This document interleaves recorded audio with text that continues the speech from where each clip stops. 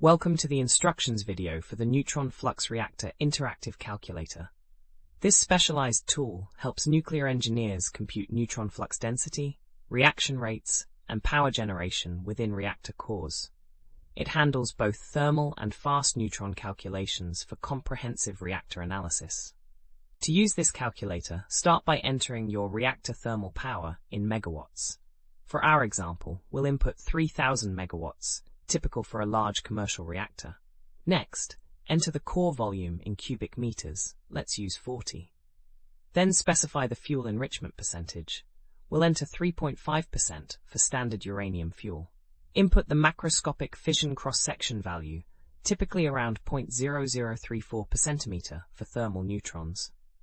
Finally, enter the energy released per fission event, approximately 200 MeVs. Once all parameters are entered, click Calculate to see your neutron flux density results, reaction rates per cubic centimeter, and power density distribution across the core. We have thousands of other free engineering calculators on our website. Head over and check them out.